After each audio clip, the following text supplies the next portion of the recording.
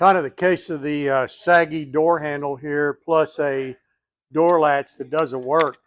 Uh, Older Dodge truck with a mechanism that actually runs from here to disengage the door so you can open it.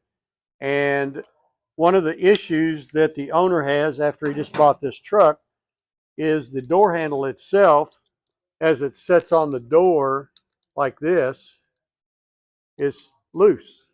And you can see this mechanism right here, they call this a relay, that actually attaches to the latch, has worn out. And this is the square part of the, let me hold that up here where you can see it. This is the square part of that latch, and this is a square part on the door handle. And when they go together, there's just a lot of play in there. So we had to fix two things. We had to fix the fact that this part was loose and the door handle was loose. So we tried to fix it, but it's just too far gone. It's just nothing left to work with here. And there are no replacement parts new for this particular truck. So one of us remembered, I don't think it was me, but somebody had a good enough memory to remember that this same component right here is available on other trucks. And I believe this one came off of a Chevrolet.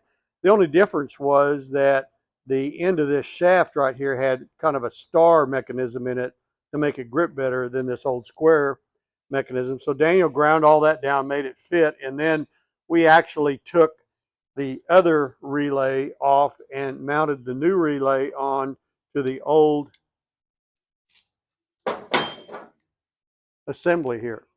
So the way that goes is like this, into the door right there, and this latch then engages on the door, and when you open the door, it pulls this back and allows you to open the door. It also allows you to lock the door. This car or truck doesn't have an outside key.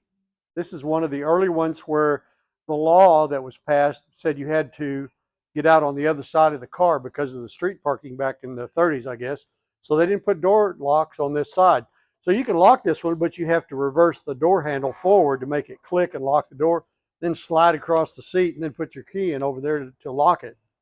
So what we did was, and this is a good thing for you guys out there that have difficulty finding parts or can't figure out how to fix something, is to find another part from another car or truck and install it and make it work. And it turns out that this works just fine, and we're in the process now of installing it.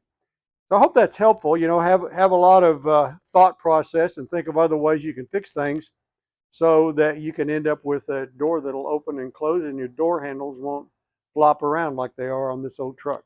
I'm Barry Wilson with Wilson Auto Repair. Go to my website, wilsonauto.com, or to my YouTube site, and please subscribe. And it would help us if you do that.